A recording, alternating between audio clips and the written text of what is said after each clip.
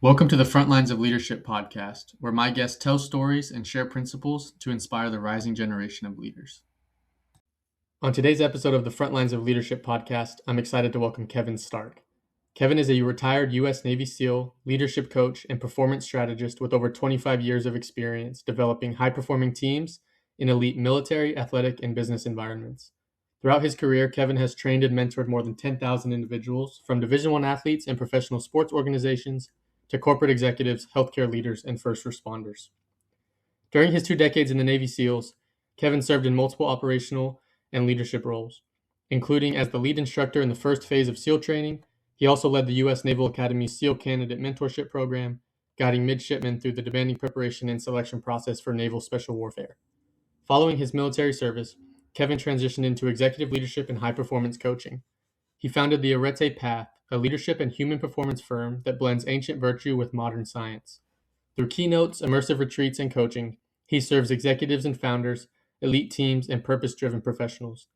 An accomplished endurance athlete, Kevin has completed expedition-length adventure races, alpine climbs, and 100-mile ultramarathons, including the Badwater 135-mile race in Death Valley. Kevin holds an MBA in financial management and a master's in special operations from the Naval Postgraduate School and a bachelor's in organizational behavior from National University. Kevin, welcome to the podcast. Hey, Kevin, thank you so much for being willing to come on the podcast. Yeah, man, you bet, buddy. Looking forward to it. Yeah, I'm super excited to hear your experience, as a Navy SEAL in business and in your leadership coaching. And so I'm very grateful I got connected with you and excited to hear your experience. And we'll just jump in with the first question. Through hmm your career as a Navy SEAL, in your business and in your leadership coaching, who's one of the greatest leaders you've had in your life, and what leadership attributes did they possess that made their leadership stand out to you? I'd say there's quite a few. Okay. And I think each person finds their own leadership lane. I think it's probably a mix of your personality traits and then also a mix of your environment. So I think leaders are very adaptable to meet the needs of their environment, the people they're working with. But I would say one in particular, a guy named Master Chief Will Guild. He was a Navy SEAL, and when I first came across him, his job was as a mentorship. He was the director of mentorship in the training command, where I was an instructor. And I always really appreciated how he showed up as his genuine, authentic self without any airs of arrogance or anything like that. He would come into a room of students, and he had a very distinguished career, and never talked about himself and never bragged about himself. And he would just come in and be like, "Hey guys, what's going on?" Like he was talking to a little league baseball team after winning Right. a game, and he was just bringing them pizza. He totally disarmed everybody, which allowed them in turn to just listen and not, feel like they were being judged or evaluated. And because at the time I struggled with like, man, how do I show up and like look cool or look like the leader, right? And then I saw this guy come in who had 1,000 times more experience and credibility than me, and he didn't have any of that. And so Mm. that really planted a seed of like, hey man, just be your authentic self, which is tough, but I thought it was the most effective. Yeah. And I think that is tough. And especially for young leaders, obviously that hmm kind of that being the audience for how this podcast started. And even I see it in myself when you hmm start stepping into leadership roles or you start, having opportunities to lead others.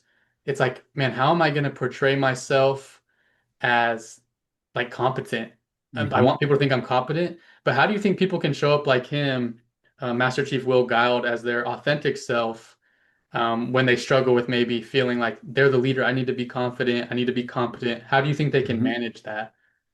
Yeah, I think you brought it up perfectly, and I've been there personally. And when I first started out, and then also I saw it a lot in the junior leaders, but um, the need to portray oneself as competent, um, that is the barrier ultimately, Hmm. because your actions will determine your competence, right? So it's almost like if I can be humble, if I can listen, if I can speak, and if I know when to transition from information gathering, assessing to taking action, the competence will be there in your action. It's the portrayal of how do I seem competent or how do I act competent that becomes the ultimate barrier, and people get wrapped up in that. And I've been there too.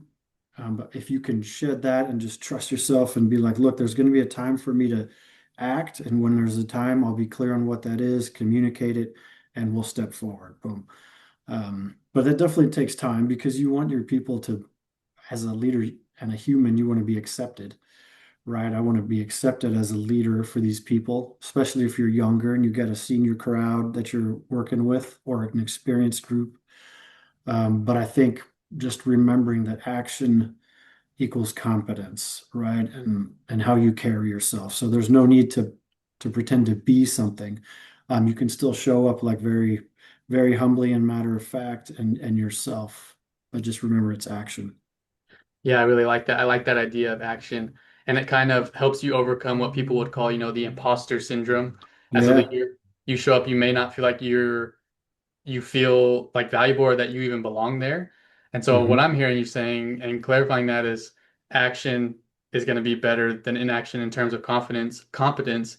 And the people you lead, if you just move forward and keep taking action, they're going to follow you better than if they see, you're hesitating to make choices or move forward and make decisions. Yeah, especially if you're, I mean, as a leader, hopefully you've done your homework. You know Mm. what the mission is or the task. Um, you know your people and how they can support and what their role is, and you explain it clearly to them. Make people want to know, like, hey, what the heck are we doing? Um, and then you go and take action and move forward. I think that can always, it almost like relieves you. And that imposter syndrome shit, I'm 47. I was, a Navy SEAL for over 22 years. I mean, there's even times I catch myself going, ah, man, what am I doing talking about this? Or I'll say something self-deprecating, like, and it's like, Kevin, stop. Like, you believe in what you're doing. Like, just say it. And you know what? If it's not for everybody, that's okay. Like, you can't try to please everyone. But if you can just like say it the way you see it and like what needs to be done, I think that's a big step. Yeah. There's one other thing you mentioned with Will Guild. He came in Mm. and you said he was very accomplished in his career and he would be leading, these junior um, soldiers or, people on his team. And Hmm. he had a relationship. You mentioned something about relationships and how he would walk in, he was the most senior, but, he could come in and say, hey, how you doing to the most junior person in the room? Hmm. Maybe talk, if you could, a little bit more about the importance of those relationships among the SEALs and how that helps you guys operate effectively. Yeah, 100%. I mean, just for us, by nature of our working environment, you had no choice but to be close to the people around you. You spent so much time with people that you work with. I mean, when I first joined, like a 16-man platoon, we trained together for a year and a half, and then we deployed for 6 months.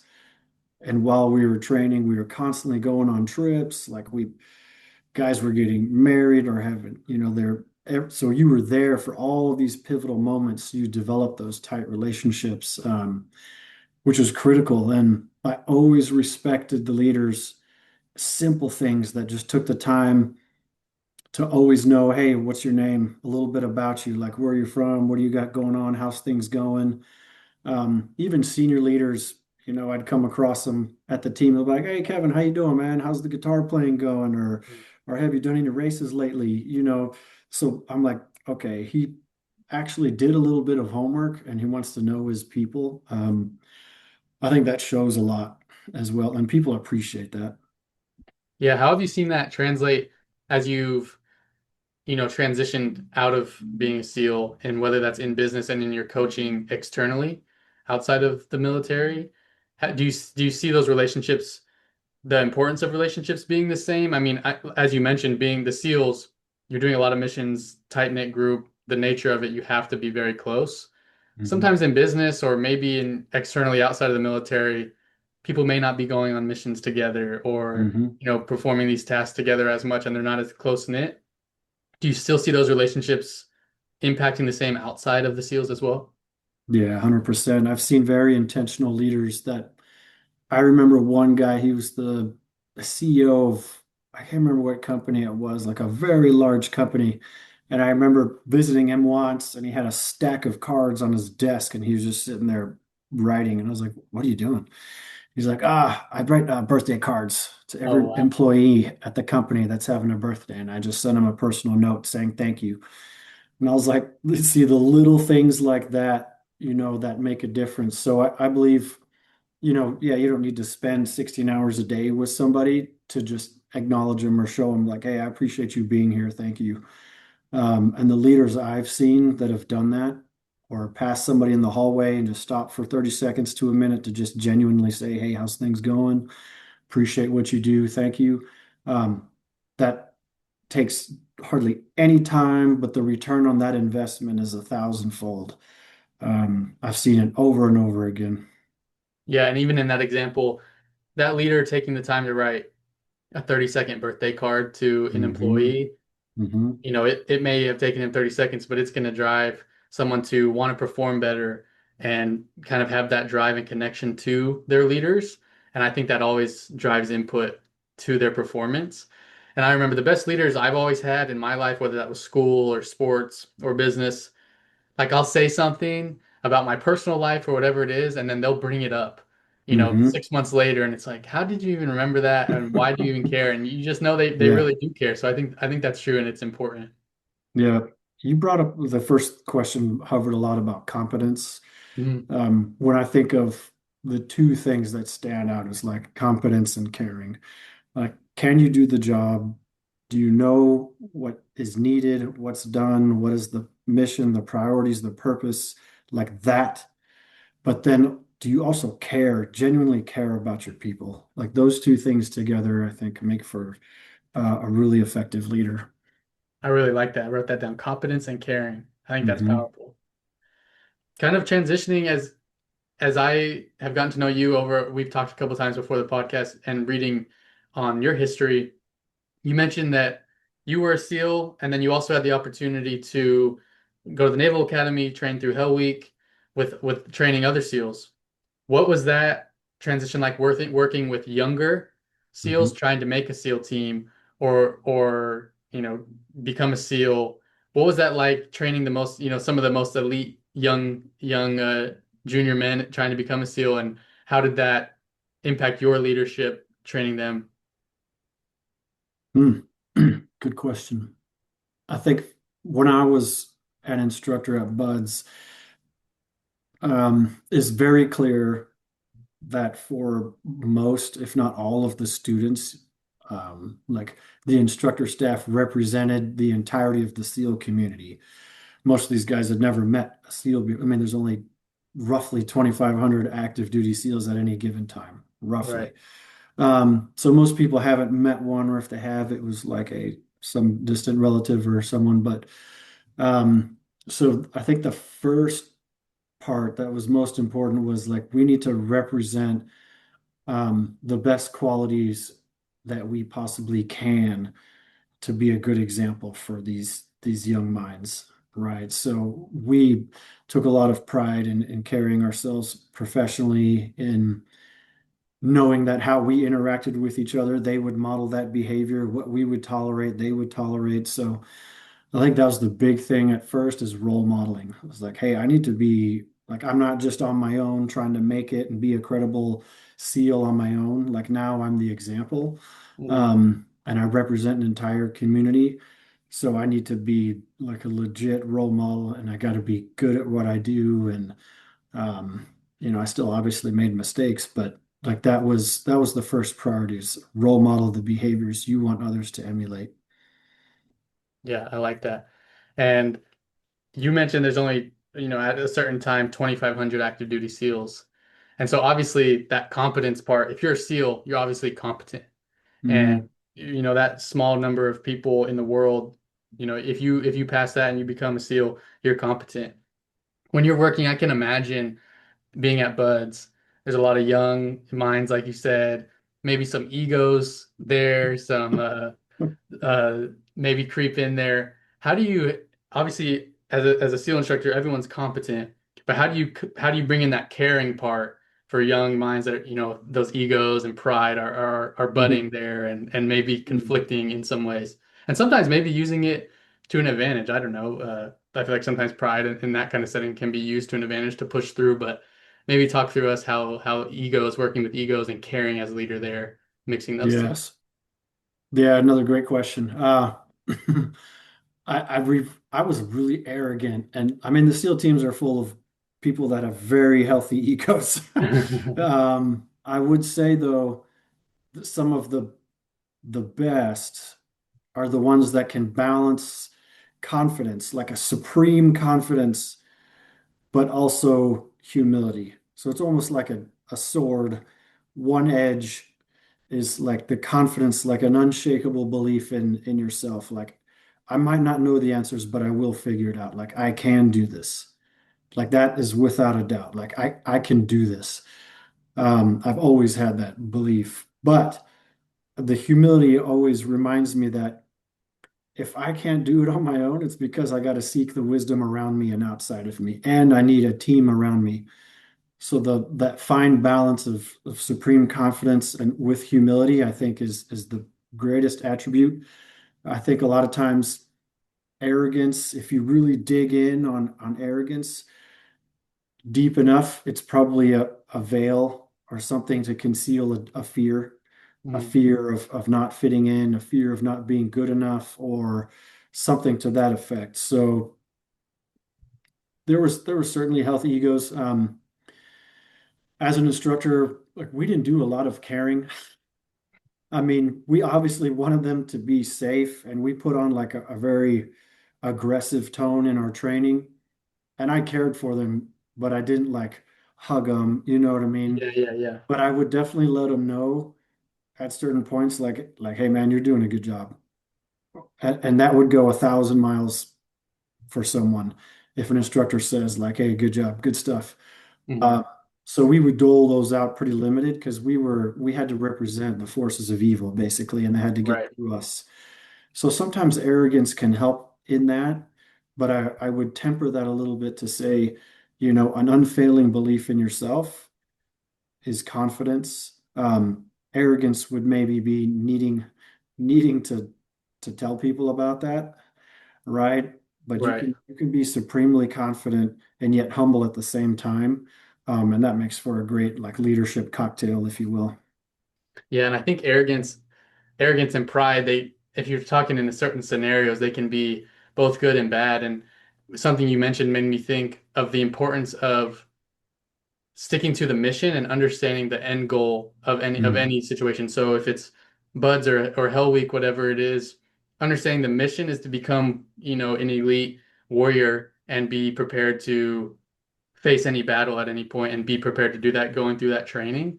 I think not only pride and confidence in yourself, but also so much pride and confidence that what we're doing and the mission we're trying to mm, accomplish is right. And hmm it's a good mission. And I feel like for the SEALs, that's obviously, protecting, the freedoms that we enjoy. I think that's obviously something that everyone can get behind. And so I think that's an important to understand the mission as well. 100%. Yeah.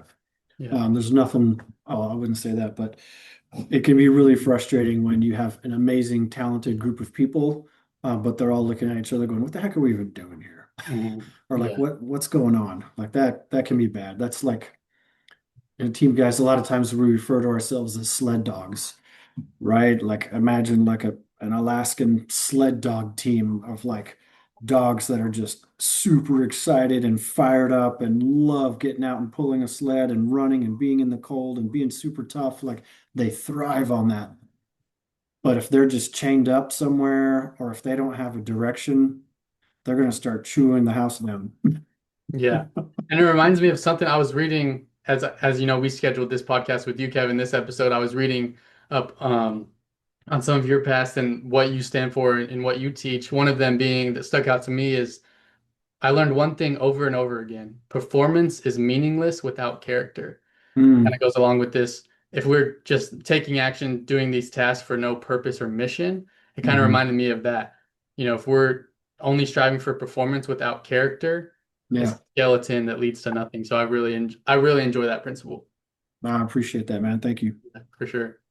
Well, another question I wanted to move into, and this is something that's kind of tailored to the younger audience Hmm. that I strive to, the rising generation that I seek to reach.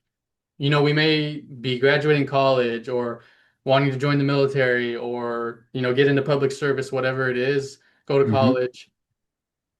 And so a lot of people in that age group aren't going to necessarily be in a formal leadership role.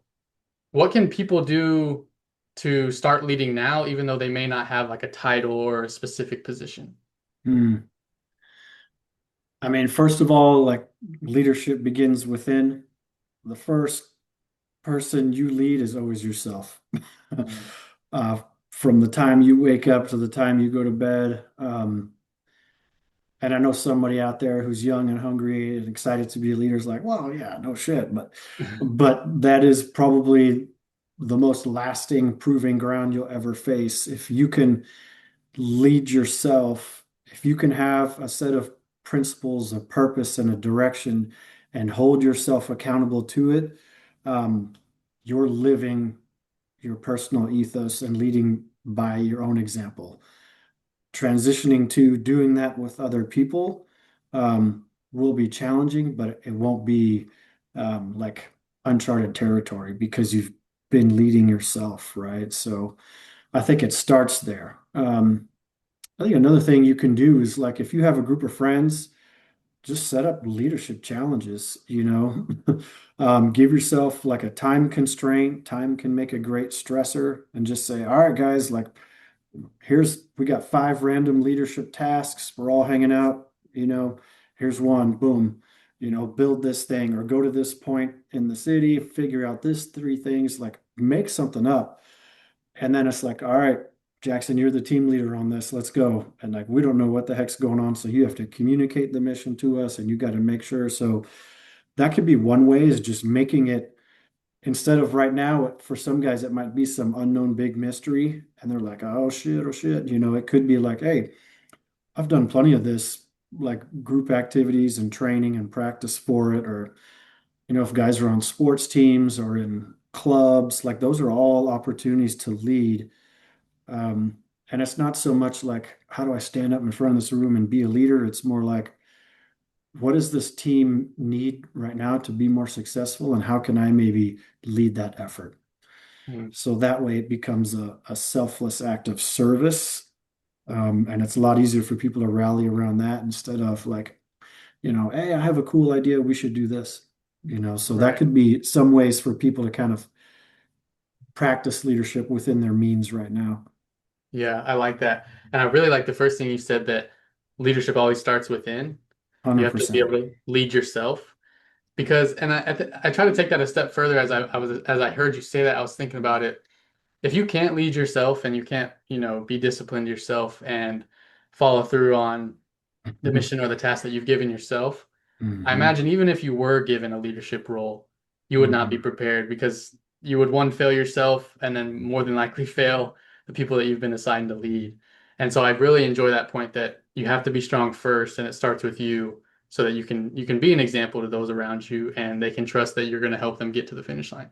100%. I mean, that's your credibility, if you're going to lead people, but you haven't done your homework or, you look disheveled or, you haven't, oh, I'm late, sorry, or you know what I mean? You're just like, you're, people are like, I'm supposed to follow that example. Then Right. you're going to rely really heavy on positional authority, Mhm. instead of like the ability to be aspirational and inspirational for others.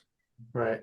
And then the second thing you said, I think that's really cool because a lot of times on my podcast, we're talking about principles, we're talking about things you can live by, but you just gave really good, real something someone could do today with their group of friends.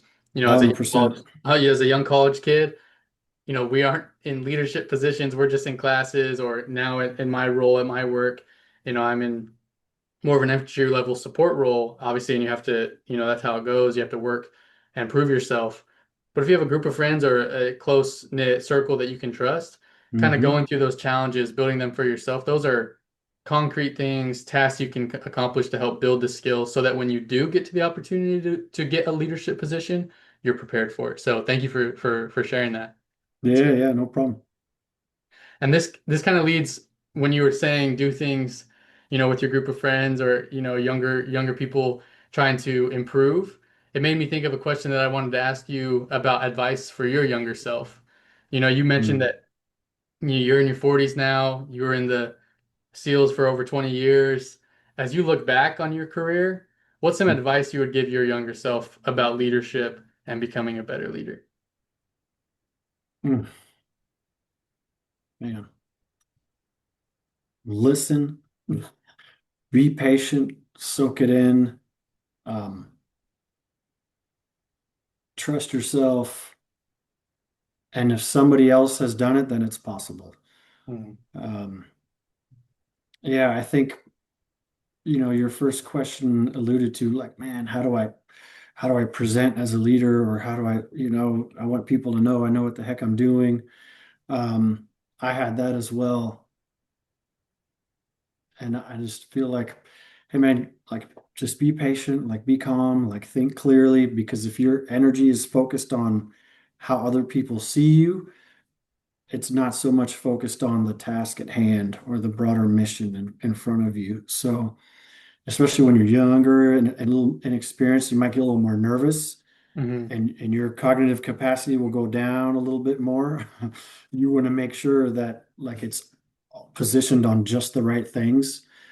So yeah, I would just say patience, like slow down, look and observe. And I did that. I watched other people lead with a critical eye, and I was grateful for the guys that showed me what leadership I think doesn't look like, just as much as Right. I did the guys that showed me like, damn, that guy is amazing.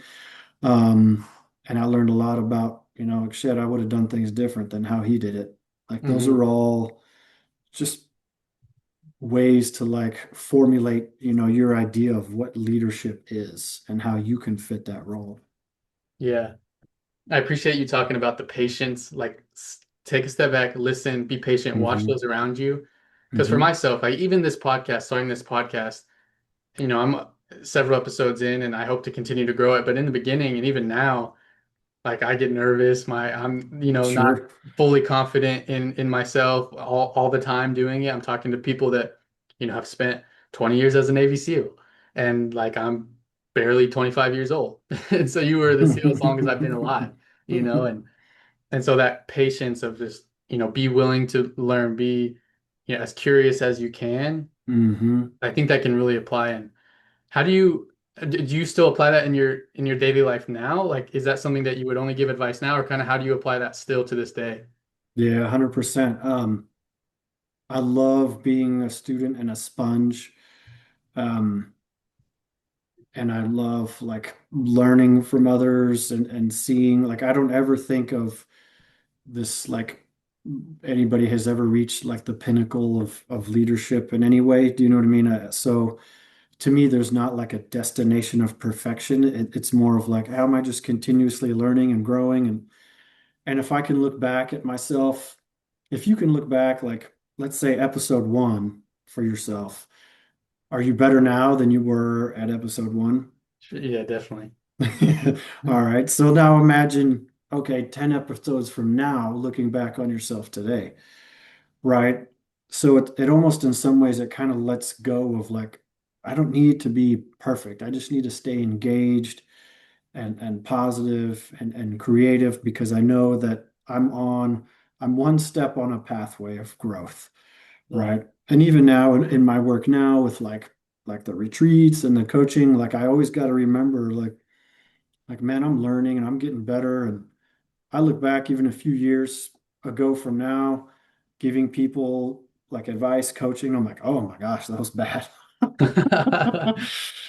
So, but if I can look back and say that, that means that now I have a new capacity and I'm better off than I was, right? So I think those are all good things of like, hey man, it's a never-ending path of growth and learning, and like tomorrow I'll be a little better than I was today, so I can give myself some grace for not being perfect today because it's not even possible. Yeah, and it reminds me of what you said at the beginning that action equals competence. 100%. Yeah. And confidence too. Like, right. Yeah. Because if we're talking about perfection, if we seek perfection in the sense of I'm not going to post a podcast episode till it's perfect, or I'm not going to lead Yeah. a retreat till it's like it has to be perfect. I'm not going to coach Hmm. anyone till I'm a perfect coach. Yeah. I would never post a podcast episode, ever. And so Yeah. it's action is greater than perfection, and moving forward, maybe imperfectly, but trying your best, I think will ultimately Yeah. lead to greater action Yeah. than not taking that step forward.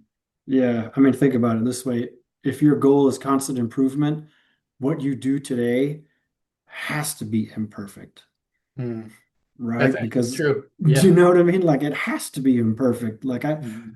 So by doing that, I know that like there's an opportunity for growth. So yeah, Yeah. perfection is dangerous, man. That thing's a booger. I've let go of that a long time ago. Yeah, no, that's awesome. And it's something I think all of us have to work on constantly.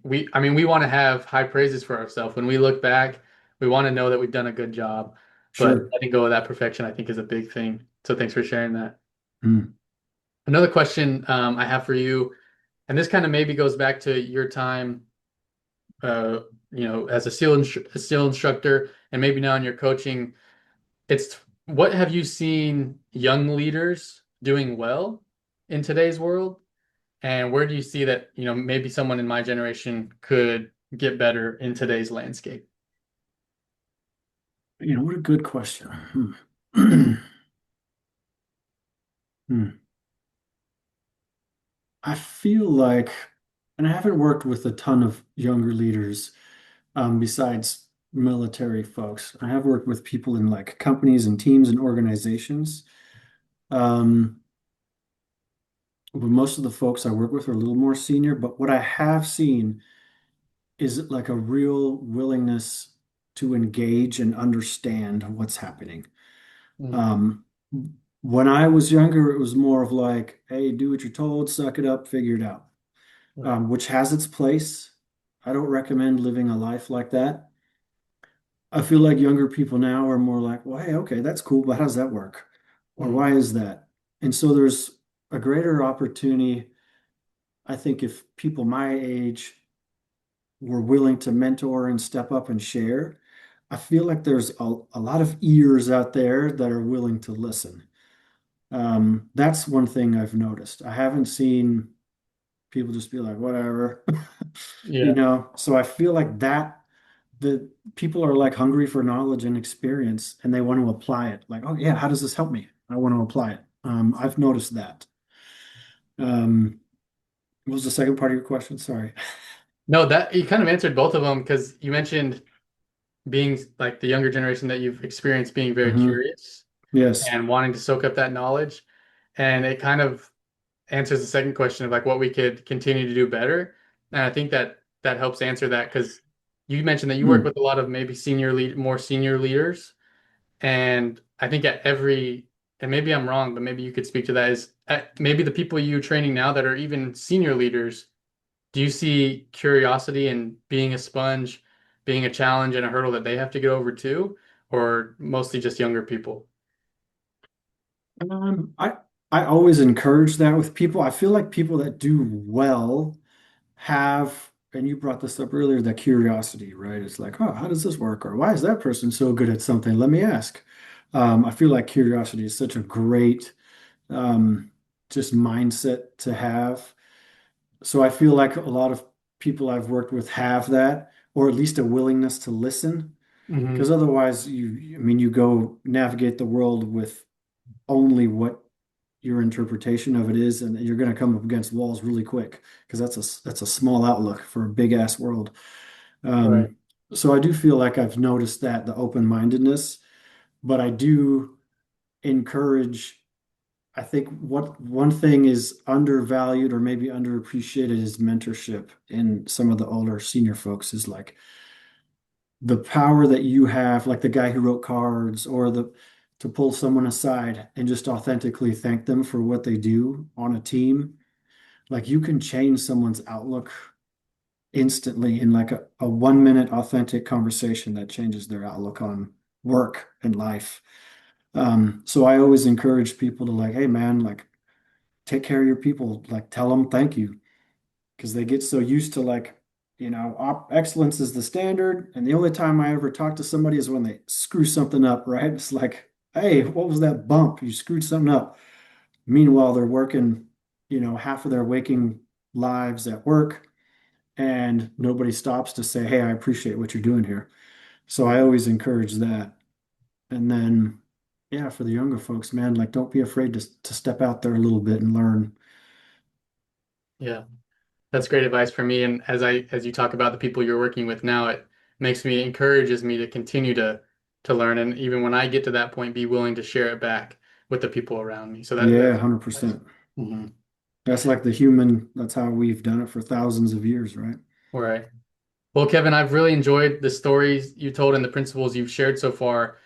I only have one more question for you, and it's kind of more general, but I was looking, you do this as on, on a daily basis, leadership coaching, training, the retreats. That's kind of what Mhm. fills your time, as you were mentioning to me. And if there's what I kind of want to do is kind of just give you an opportunity, if there was one thing you could say, or kind of like what your leadership mantra and theme is to the Mhm. world, maybe what that is as you're doing this in your daily life with your work. And we'll end with that. I would love to hear that from you. Oof, man. I know it's a big question, but No, it's a good one. as I look at the Arete Path that you're leading, I just see like the purpose and the mission behind it, and Mhm. that one that I read earlier, that performance is meaningless without character, and kind of how you got to this path. It was inspiring to read about. So maybe just some insight into what you're doing and why it's meaningful to you. Yeah, I think, man, I think so many of us, I might go on a little bit of a rant here, I apologize, Please but do. we get we get caught up in the machine of transactions and like the grind mindset of like, hey man, if I could just get 10 more years in, if I could suck it up and grind 10 more years, I'll get X, you know what I mean? And it's like you're forfeiting a chunk of your life when the real magical moment is right now. Mhm. Um, and I think that I hope people are awakening more to that of like, you only get one chance at this existence here. As far as I know, if there's more, great, that's awesome. Um, but this thing that you have right now, you get one chance. Mhm. So please like live it fully. Like don't just grind something out for the sake of it. Now there is a time and a place when you're like, hey, head down, I got to get after it. Like do it. But don't spend 20 years grinding because you'll wake up one day and go, shit, where's my life? Like, where's my family? Like, my kids are grown up and gone. I've heard that so many times and it just wrecks people. So, like, come up for air and make sure to be present. And then, along with that, is like a lot of people are looking for meaning and purpose in life. And man, if I go down this path, like, I did that for a long time, chasing something. Mhm. And one of the biggest takeaways that people come away with after a retreat. I love it when people say this. They'll be like, man, you know what I realized is everything I need is within me. Like everything that you need, as cliche as it sounds, is within you. And I feel Mhm. like, and that's where the Arete path comes from, right? Is if you can live a life of virtue, if you know what your values are and you action them, they become virtue. And that's all the meaning in the world you need right there. Whether it's, you know, preparing a PowerPoint presentation, whether it's like feeding my chickens out there, you know what I mean? Whether it's like walking with my son to take out the trash, if I can choose in that moment to be compassionate, present, humble, confident, like I am living my values and that is like fulfilling in itself, Mhm. right? So yes, I have goals and I pursue goals, but my ability to live a fulfilled life is never dependent on an external circumstance, right? So I think that can be a big message to help people like still pursue things and still have big visions and dreams and like be excited, but have virtue in the process so that as you climb that path, like the path itself fulfilling. That would be a medium-sized rant on anything I could leave behind for younger folks. Well, thank you for sharing that. That's super empowering to hear. Everything is within you. Everything that you need to accomplish, you have the strength within you to be able to accomplish that. And I like what you talk about, even if it's daily tasks, taking out the trash with your son or having a Hmm. conversation with a friend, whatever it is. So I really enjoy that. And Kevin, just to close, I really appreciate you being willing to come on the show and Yeah, share man. your experience and the principles that you've learned with us. Yeah, man. You bet 100%, buddy. I support you and yeah, all the best. Thank you. Appreciate it. Thank you for spending time with us on the Front Lines of Leadership podcast. Leadership isn't about the position you hold, it's about the responsibility you accept and the people you serve. Take a moment to reflect on one principle from today's conversation that you can apply immediately at work, at home, or in your community.